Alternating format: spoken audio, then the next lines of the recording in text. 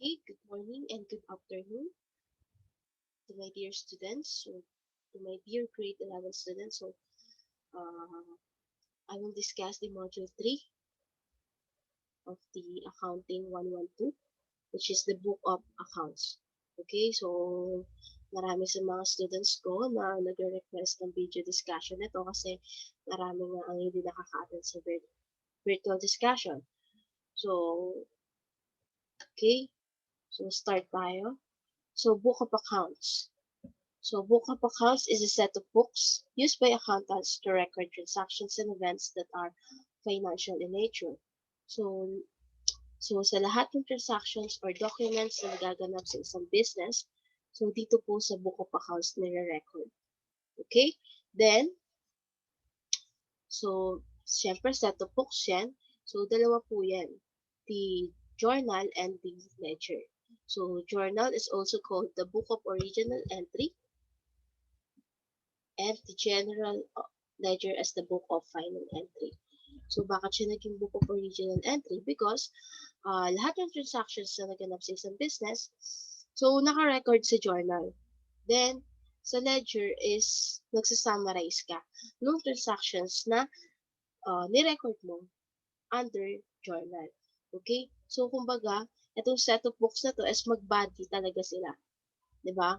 So, mag-best friend. 'Di ba? Kung tutuusin. Si journal at saka si ledger. Kasi kung ano yung nag-a-appear kay journal, so nag-a-appear din siya kay ledger. Pero, in summarized form. Okay? So, ito po yung example ng general ledger kung makikita nyo. And isa-isahin natin yung part. So, yung first part dapat may year, then yung month, and yung day. Okay? Then, yung rent expense, which is the title of account debited. Okay, siya yung first.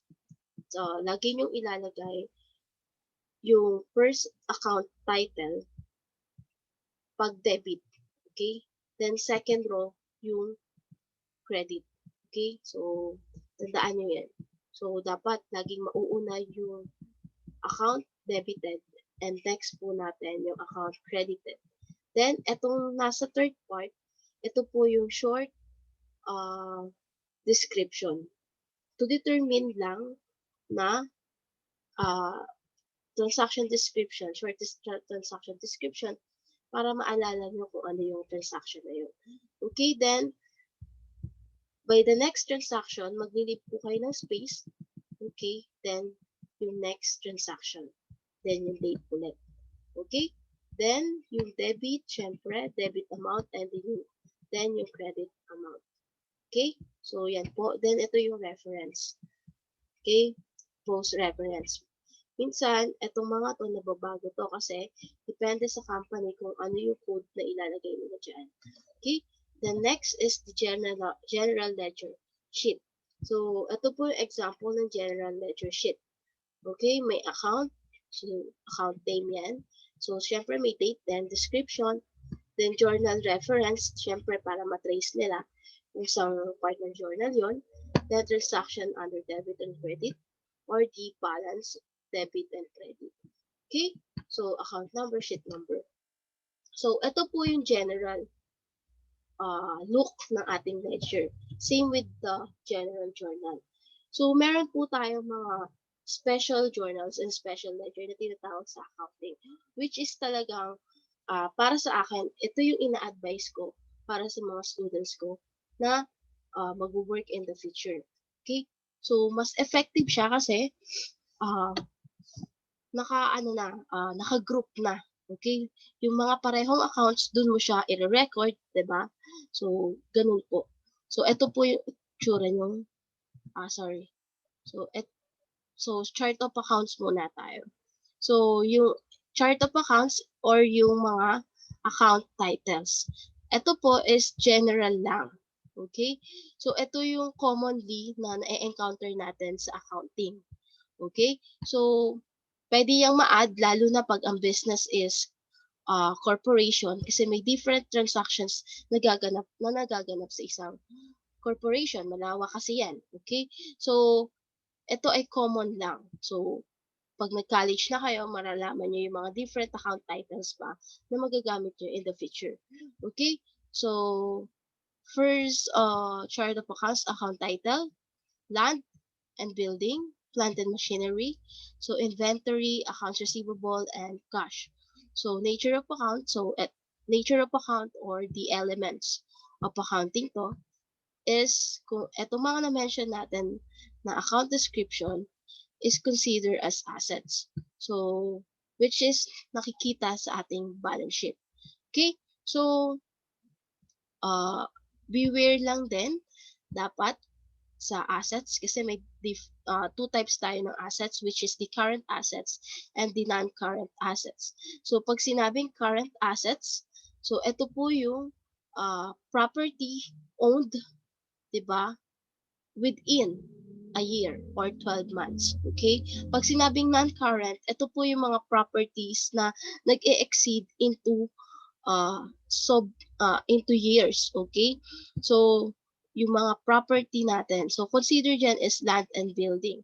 Kasi syempre, ito yung mga, may mga possible case na parang minana mo pa to yung mga tong property na to. Then, yung plant and machinery. So, nabili mo pa siya last year. Then, syempre, nagpa-function pa siya. Then, inventory. Yung inventory is current assets. Lagi yan kasi dapat po monitor natin ang ating inventory. Then, accounts receivables and cash. Consider as current assets. Okay? So, next naman is the long-term borrowings. So, short-term borrowings, trade payables, and interest payable. So, consider siya as the liability. Diba? So, may two types din po tayo ng liability which is the current liability and non-current liability. So, makikita din po natin siya sa balance sheet. Okay? So, yung long term is example of non-current liabilities kasi same with assets, ito po ay long term. So, ito po yung mga obligations na dapat na binabayaran long term. So, nag-i-exceed ng 12 months. Then, yung short-term borrowings naman, depende sa terms, it's either 9 months or kaya 12 months, diba? Or 10 months. So, that's depende yan. Then, yung trade payables and interest payables. Okay?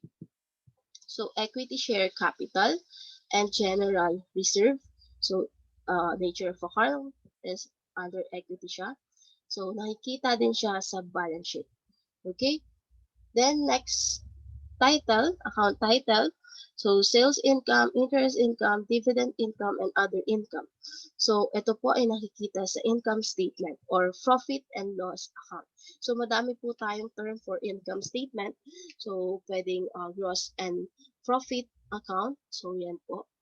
So, next is the raw material consumed, salary and wages, office rent, electricity expenses, and miscellaneous expenses. So, consider as expense. So, makikita din siya sa profit and loss account or the income statement. So, maa-add pa yan if ever, maa-add pa siya kasi, yun nga, pag nasa corporation kayo, maraming mga transactions doon na ma-encounter nyo pa. So, ito lang yung commonly or general na matatakal natin. Okay? So, next is the double entry bookkeeping. Okay, so kung matatandaan nyo yung previous lesson natin, may double entry system na tinatawag. So, before, di ba, natakal din natin na nagkakaroon ng double entry. So, doon natin natitrace yung mga errors, di ba? So, pag wala namang error, so automatically, okay yung gawa mo, yung preparation mo ng financial statement, di ba? So, i-expand pa natin yung knowledge natin about double entry. Bakit siya naging double entry? Kasi, in-input natin sa general journal, 'di ba? Ito yung general journal natin. And at the same time, mag-a-appear din siya sa ating general ledger. Okay, kaya siya tinawag na double entry. Okay po. So, yun po. So, sana nakuha siya. So, yun na po. Ganun lang kasimple yung ano yan. So, and ito yung illustrations natin, 'di ba? So, yan, ito yung summarize niya, 'di ba? Yung final entry. Then, ito yung original entry. Diba? So, nagdo-double entry kasi, ayun nga, nagre-rewrite tayo or kinakopy natin yung mga naka-record sa journal. So, next natin is So, let's proceed with the special journals. So, sabi ko nga sa inyo, bukod sa general journals, meron din tayong special journals, which is yun nga, yung ina-advise ko for my students na in the future na mag-work, diba, sa certain company. Okay? So, meron po tayong sales journal or sales book, cash receipts journal, and cash receipts book. Then, meron din tayong purchase journal or purchase book, and the cash disbursement journal or cash disbursement book. Okay? So, okay. So, lahat po under sales journal or sales book. So, lahat po ng ating sales, 'di ba, na ma-encounter on that certain month, i-record natin under sales journal. Okay? So, yun po yun. And then, yung cash receipts journal, yung mga ini-issue nating mga OR, 'di ba, official receipt sa ating mga customers. So, nire-record din natin siya under cash receipts journal. So, ito yung part ng sales journal. So, syempre may date, sales invoice number, customer's name, then terms, then accounts receivable, debit, and sales credit, cash sales debit, and sales credit. Okay? So, ito po yung itsura niya. Okay? So, kung maggagawa ka ng file for sales journal, exclusive lang yun for all your sales. Okay? Record mo lang yun for all your sales para at least alam mo na yung file na i-open mo. And same with cash receipts journal. Ito yung journal na kung saan nag-i-issue ka ng mga official receipt. Okay? Yung mga resibo from your customers. Okay? Yung mga binabayad sa'yo ng customers mo.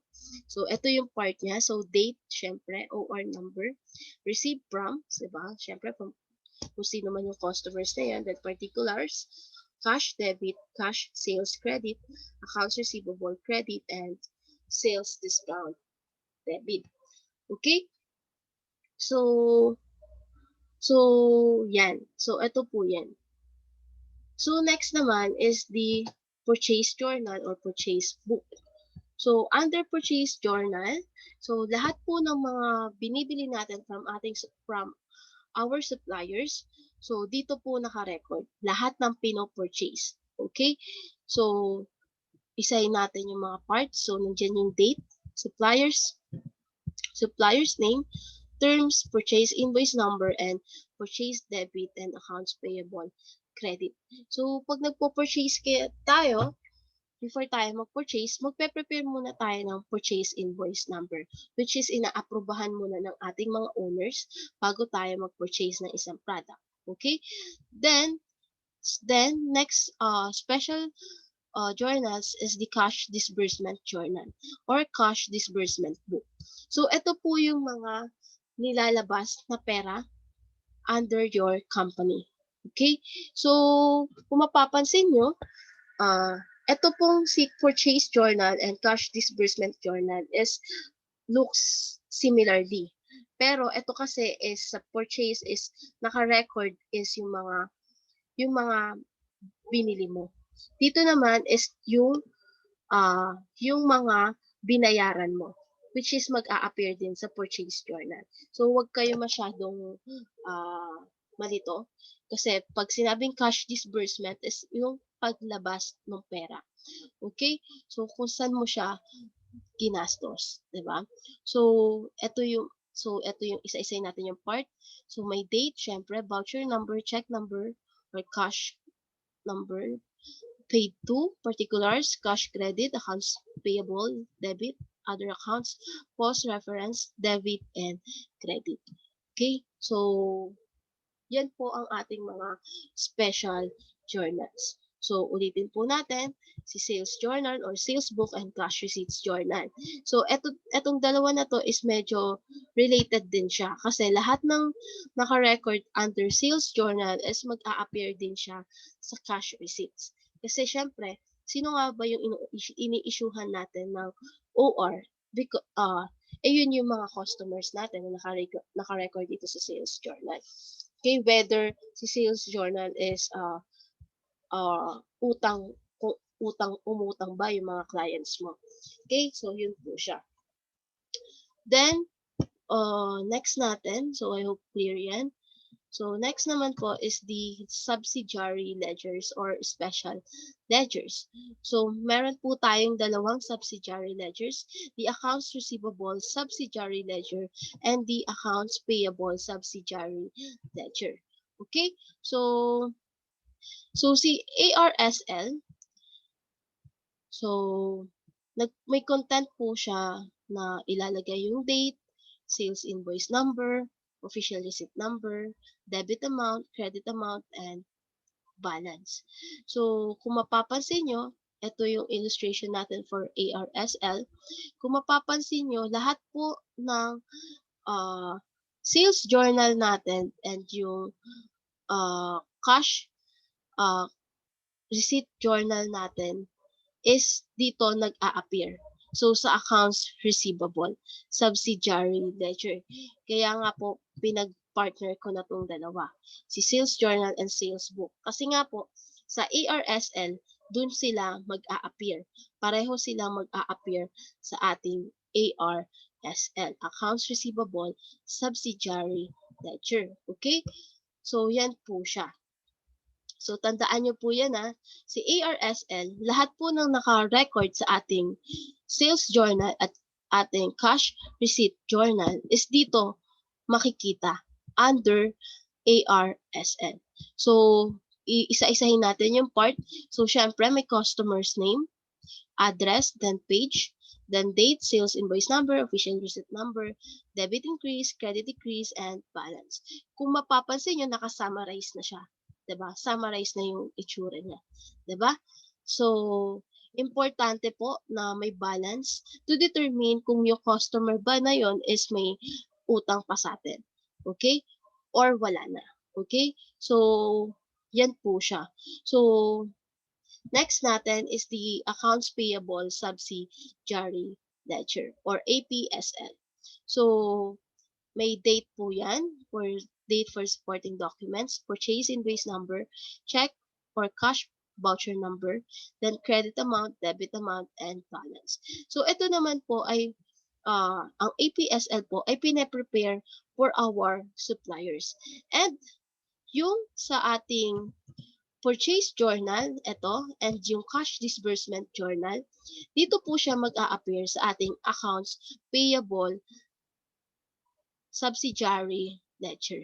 Okay po? So, exclusively, ito po ay para sa ating mga suppliers, si APSL, so accounts payable, 'di ba? Yung mga liabilities natin.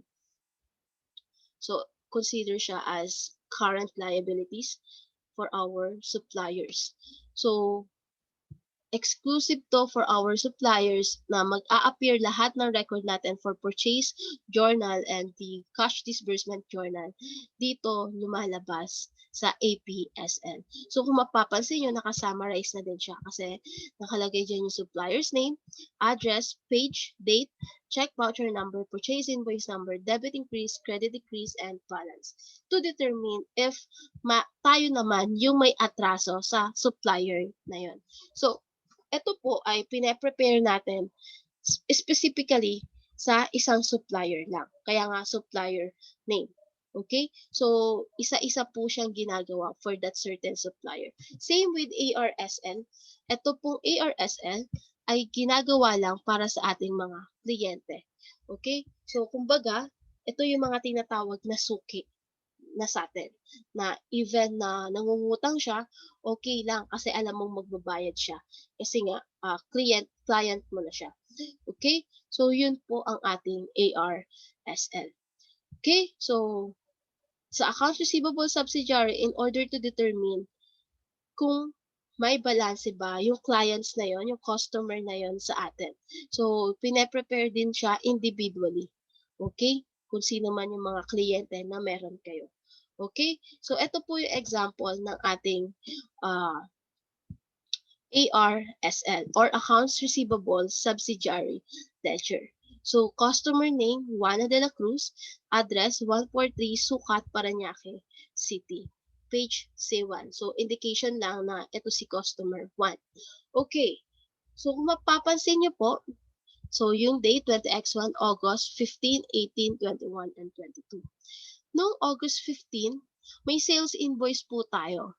Ibig sabihin, meron tayong service na ginawa kay Wana na nagkahalaga na 14,000. So, automatically, so dito may balance siya na 14,000. So, credit. So, accounts payable siya. So, may accounts payable siya sa atin, which is, pagdating naman sa atin, ito ay tinatawag na accounts receivables. Okay? Accounts receivable. Subsidiary ledger. Then, noong August 18, kaya official receipt to, so si Juana de la Cruz ay nagbayad sa atin partially. Okay? Nagbayad siya ng 9,000. So, ililess mo po yung 14,000 sa 9,000 na down payment niya para sa service na ginawa natin sa kanya. So, meron na lang po siyang balanse na 5,000 pesos. And noong August 21, may service ulit na pinagawa si Juana de la Cruz na nagkakahalaga na 3,000. So, i-add po natin sa remaining balance natin sa kanya na 5,000. So, equal to 8,000. So, may total credit siya or utang, obligation sa atin na 8,000. And no August 22, 1051 official receipt number, nagbayad ulit siya ng partial na worth 6,500. So, ililess po natin yung current balance niya na 8,000 minus 6,500 na down payment. So, a total of 1,500. Okay? So, indication natin, kaya natin tinitrace yung balances para malaman natin kung may atraso pa nga yung ating mga clients, kung may payable ba sila, may marireceive pa ba tayo sa kanila. So, eto, based dito sa illustration, may balanse pa si Juana de la Cruz na 1,500. It's up to her kung babayaran na niya yan ng fully or magpapa-service ulit siya. Okay? Kung ano man yung service or ano man yung business na sa tingin mo is na-encounter ni Juana de la Cruz. Okay? Okay, sana clear yan. So, eto, key points.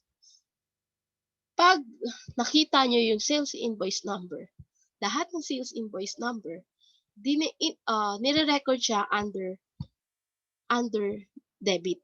Okay? Which is, nag-a-add tayo. Okay? Pag official receipt naman, nire-record natin siya under credit. Which is, nagle-less tayo. So, yun po yun.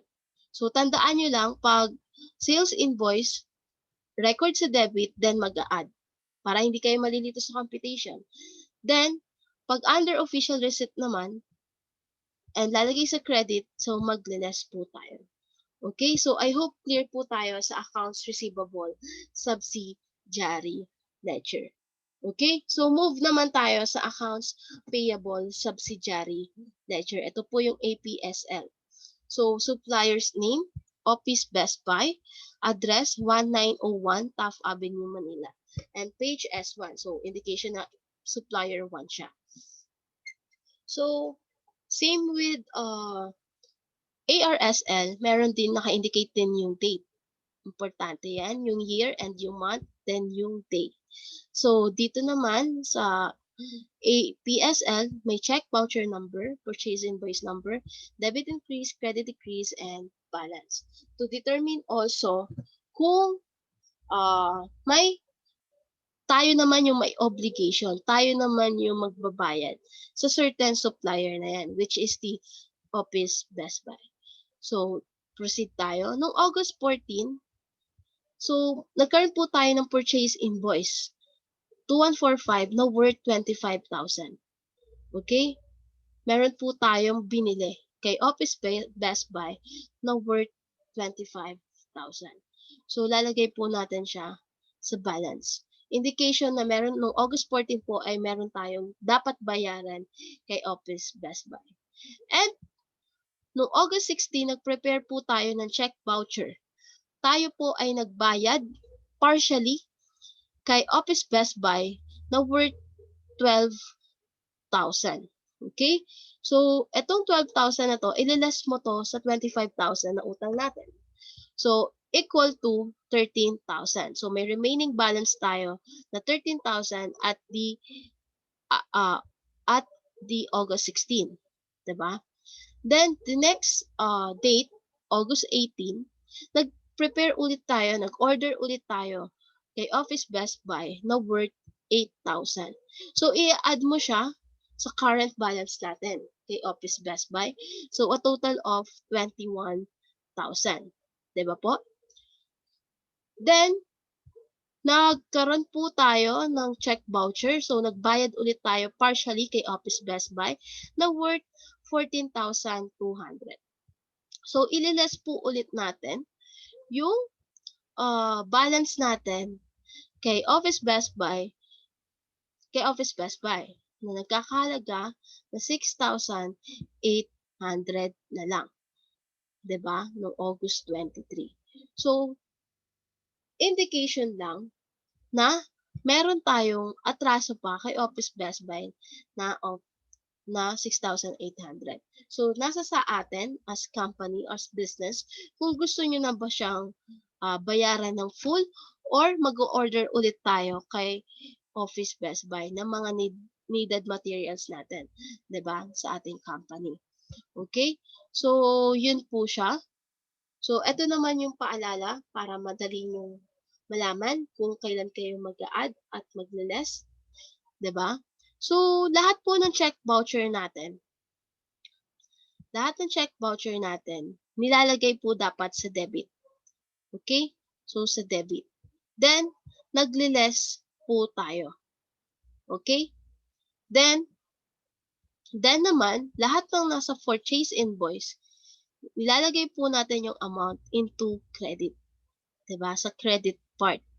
Then, lahat ng credit is ina-add natin sa mga remaining balance.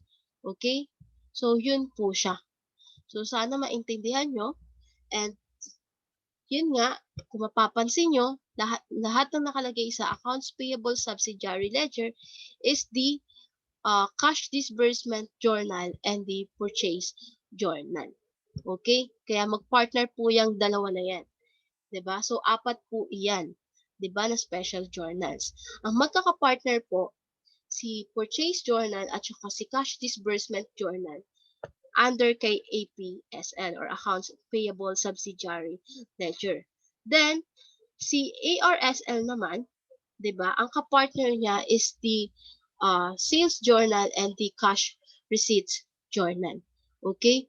So, si ARSL is exclusively na nakalagay dito lahat ng naka-record kay Sales Journal at Cash Receipts Journal.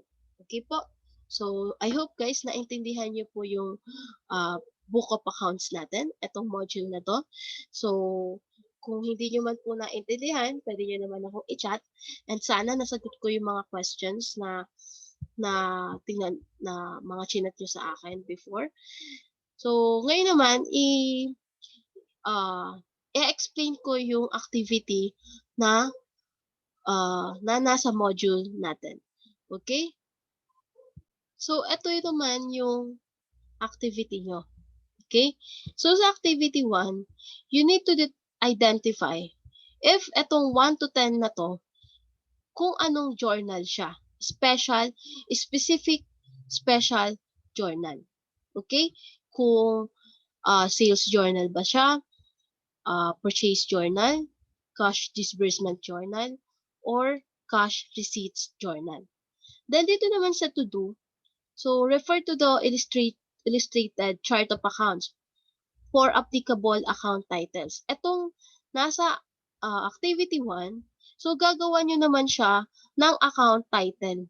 Kaya i-identify nyo naman kung anong account title ang possible dito sa 1 to 10 na to, sa activity 1 na to. Okay? So, yun po yung gagawin nyo. Ganun lang po siya kadali. Yung account titles, yung chart of accounts na diniscuss natin kanina. Okay? And possible baka hindi doon naka-record sa chart of accounts na na-discuss natin. So, kayo po yung magbibigay ng account title na yun. Sa palagay nyo is magiging possible na account title niya. Okay po? Then, Sa essay, yan, describe the relationship of general journal with general ledger and how the book of accounts related to each other. Okay, yun po yung ating activities. So, sana clear na yan sa inyo. Okay? So, maraming salamat sa pakikinig and I hope na naintindihan niyo po yung ating discussion. So, hopefully then na nakatulong ito sa inyo. So, yan, maraming salamat and God bless sa ating lahat. Goodbye.